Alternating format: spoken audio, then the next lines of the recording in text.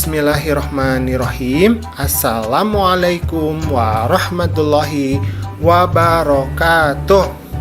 Alhamdulillah anak-anakku, kita dapat berjumpa kembali di channel Guru Cerdas.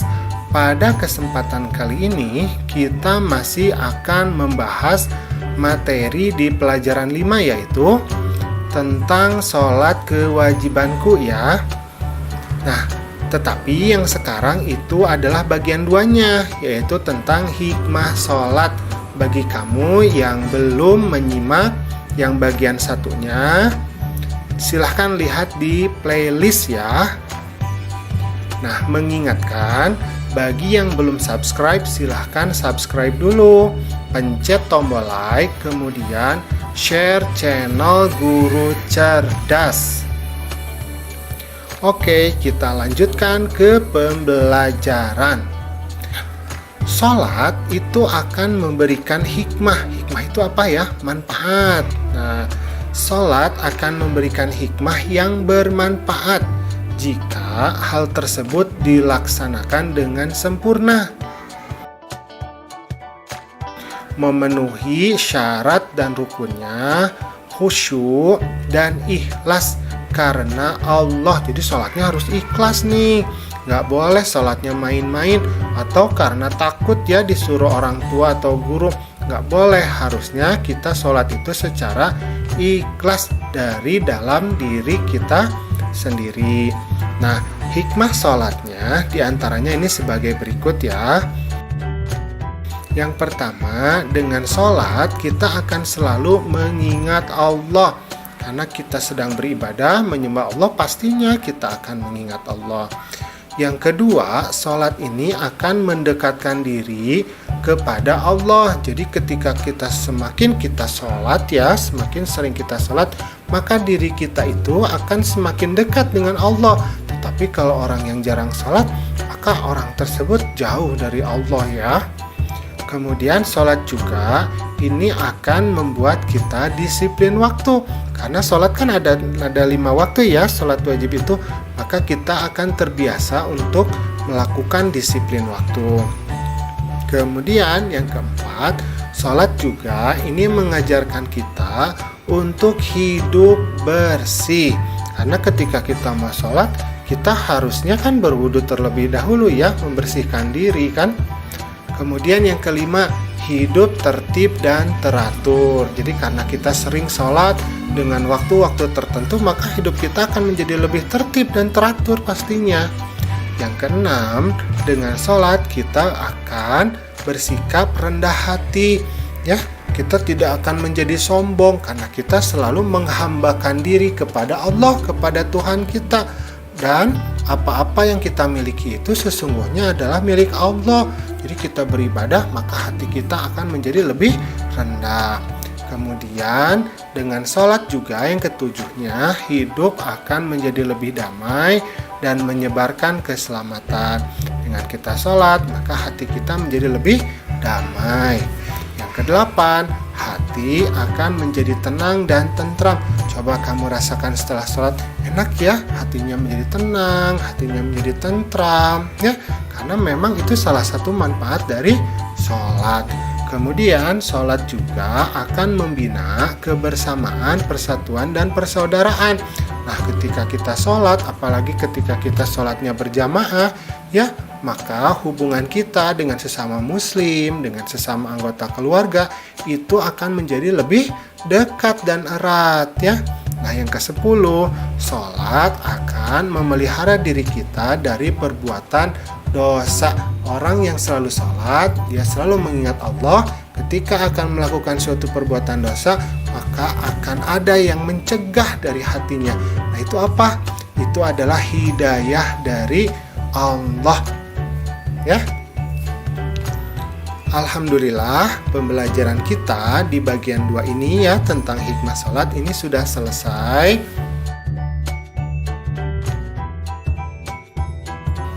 Kamu jangan lupa ya untuk melaksanakan sholat di rumah ya. Assalamualaikum.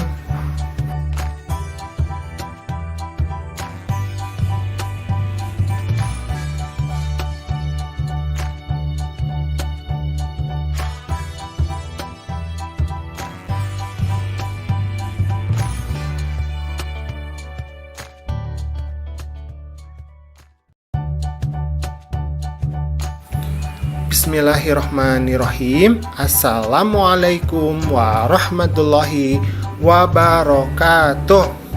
Alhamdulillah anak-anakku, kita dapat berjumpa kembali di channel Guru Cerdas. Pada kesempatan kali ini kita masih akan membahas materi di pelajaran 5, yaitu tentang sholat kewajibanku ya. Nah, tetapi yang sekarang itu adalah bagian 2-nya, yaitu tentang hikmah sholat. Bagi kamu yang belum menyimak yang bagian 1-nya, silahkan lihat di playlist ya. Nah, mengingatkan, bagi yang belum subscribe, silahkan subscribe dulu. Pencet tombol like, kemudian share channel Guru Cerdas. Oke, kita lanjutkan ke pembelajaran. Sholat itu akan memberikan hikmah. Hikmah itu apa ya? Manfaat. Nah, sholat akan memberikan hikmah yang bermanfaat jika hal tersebut dilaksanakan dengan sempurna, memenuhi syarat dan rukunnya, khusyuk dan ikhlas karena Allah. Jadi sholatnya harus ikhlas nih. Nggak boleh sholatnya main-main atau karena takut ya disuruh orang tua atau guru. Nggak boleh. Harusnya kita sholat itu secara ikhlas dari dalam diri kita sendiri. Nah, hikmah sholatnya diantaranya ini sebagai berikut ya. Yang pertama, dengan sholat kita akan selalu mengingat Allah. Karena kita sedang beribadah, menyembah Allah, pastinya kita akan mengingat Allah. Yang kedua, sholat ini akan mendekatkan diri kepada Allah. Jadi ketika semakin kita sholat ya, semakin sering kita sholat, maka diri kita itu akan semakin dekat dengan Allah. Tetapi kalau orang yang jarang sholat, maka orang tersebut jauh dari Allah ya. Kemudian sholat juga ini akan membuat kita disiplin waktu. Karena sholat kan ada 5 waktu ya, sholat wajib itu. Maka kita akan terbiasa untuk melakukan disiplin waktu. Kemudian yang keempat, sholat juga ini mengajarkan kita untuk hidup bersih. Karena ketika kita mau sholat, kita harusnya kan berwudu terlebih dahulu ya, membersihkan diri kan. Kemudian yang kelima, hidup tertib dan teratur. Jadi karena kita sering sholat dengan waktu-waktu tertentu, maka hidup kita akan menjadi lebih tertib dan teratur pastinya. Yang keenam, dengan sholat kita akan bersikap rendah hati. Ya, kita tidak akan menjadi sombong karena kita selalu menghambakan diri kepada Allah, kepada Tuhan kita. Dan apa-apa yang kita miliki itu sesungguhnya adalah milik Allah. Jadi kita beribadah, maka hati kita akan menjadi lebih rendah. Kemudian dengan sholat juga yang ketujuhnya, hidup akan menjadi lebih damai dan menyebarkan keselamatan. Dengan kita sholat, maka hati kita menjadi lebih damai. Yang kedelapan, hati akan menjadi tenang dan tentram. Coba kamu rasakan setelah sholat, enak ya, hatinya menjadi tenang, hatinya menjadi tentram ya, karena memang itu salah satu manfaat dari sholat. Kemudian sholat juga akan membina kebersamaan, persatuan, dan persaudaraan. Nah, ketika kita sholat, apalagi ketika kita sholatnya berjamaah ya, maka hubungan kita dengan sesama muslim, dengan sesama anggota keluarga itu akan menjadi lebih dekat dan erat ya. Nah, yang ke-10, sholat akan memelihara diri kita dari perbuatan dosa. Orang yang selalu sholat, dia selalu mengingat Allah. Ketika akan melakukan suatu perbuatan dosa, maka akan ada yang mencegah dari hatinya. Nah, itu apa? Itu adalah hidayah dari Allah ya. Alhamdulillah, pembelajaran kita di bagian 2 ini ya tentang hikmah sholat ini sudah selesai.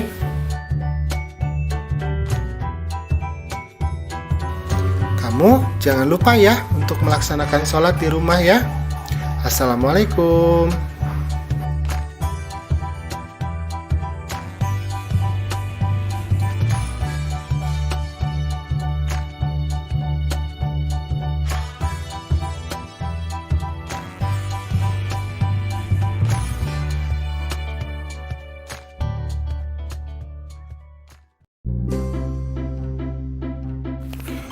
Bismillahirrahmanirrahim. Assalamualaikum warahmatullahi wabarakatuh. Anak-anakku yang soleh dan solehah, berjumpa kembali di channel Guru Cerdas. Pada kesempatan kali ini kita masih akan membahas di pelajaran 5, yaitu materi sholat kewajibanku. Nah, submateri yang akan kita bahas pada kesempatan kali ini yaitu tentang praktik gerakan sholat. Mengingatkan bagi kamu yang belum subscribe, silahkan subscribe dulu channel ini ya, agar channel ini dapat memberikan manfaat bagi kita semua. Pencet tombol like, kemudian share channel Guru Cerdas. Ayo kita lanjutkan ke pembelajaran. Praktik gerakan sholat yang pertama adalah kita berdiri tegak, tangannya ke bawah, kemudian menghadap kiblat. Kiblat itu maksudnya adalah arah menuju Ka'bah atau Baitullah di kota Mekah. Nah, setelah itu kita kemudian mengucapkan takbiratul ihram. Jadi kita angkat kedua tangan kita sambil mengucapkan Allahu Akbar. Nah, itu namanya takbiratul ihram. Nah, takbir-takbir yang membedakan antara gerakan sholat dengan gerakan sholat lain, ini namanya takbir intikal. Nah, kalau takbir yang pertama, ini namanya takbiratul ihram. Yang ketiga adalah meletakkan tangan di antara pusar dan dada, atau disebutnya kalau dalam bahasa Indonesia itu sedekap ya. Nah, kemudian membaca doa iftitah. Setelah membaca doa iftitah, kemudian membaca Al-Fatihah. Setelah membaca surat Al-Fatihah, dilanjutkan dengan membaca surat pendek ya. Nah, itu gerakan yang ketiga. Nah, kemudian gerakan yang keempat yaitu ruku. Jadi punggungnya dibungkukkan, tangannya di lutut. Ketika kita mau masuk ke gerakan ruku, jangan lupa kita bertakbir lagi, Allahu Akbar. Kemudian baca doa ruku, Subhana Rabbiyal Azim. Boleh ya, atau boleh juga Subhana Rabbiyal Azimi wa bihamdih. Setelah itu kemudian kita i'tidal. Jadi kita bangkit kembali. Nah, bukan takbir tapinya ya, tetapi tasmi namanya. Sami Allahu liman hamidah.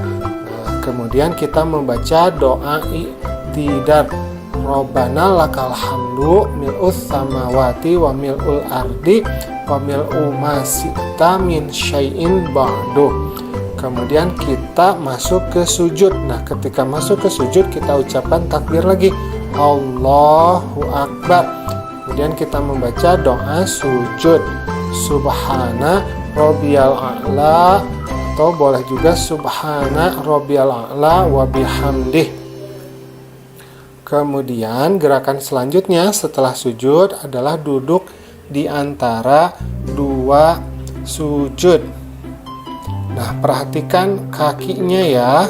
Jadi satu kaki itu di bawah pantat ya. Nah, satu lagi agak berdiri yang kanannya kakinya ya. Nah, itu namanya ini posisi duduk iftirosh namanya. Kemudian kita sujud kembali satu kali lagi. Jadi sujud kan ada dua ya, sambil mengucapkan Allahu Akbar. Nah, gitu. Kita sujud lagi, kemudian baca lagi doa ketika sujud, Subhana Rabbiyal A'la atau Subhana Rabbiyal A'la wa bihamdihi. Kemudian dibacanya 3 kali.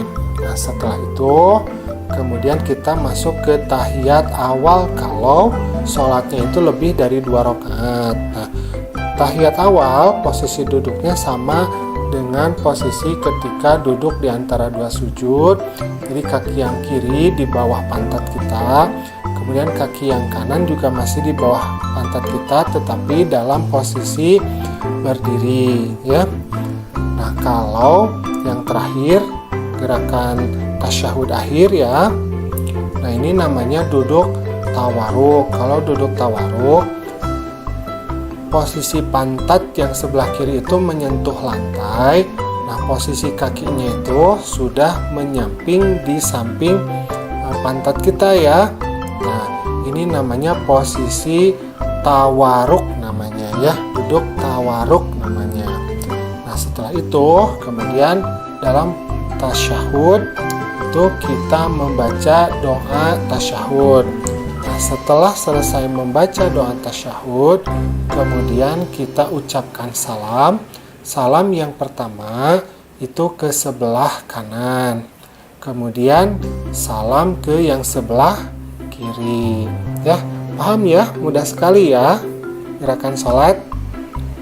Nanti kamu harus praktikan biar kamu terbiasa melakukan gerakannya dan terbiasa juga untuk melakukan sholat. Alhamdulillah, pembelajaran kita pada kesempatan kali ini sudah selesai. Jangan lupa untuk selalu melaksanakan sholat 5 waktu, ya. Assalamualaikum.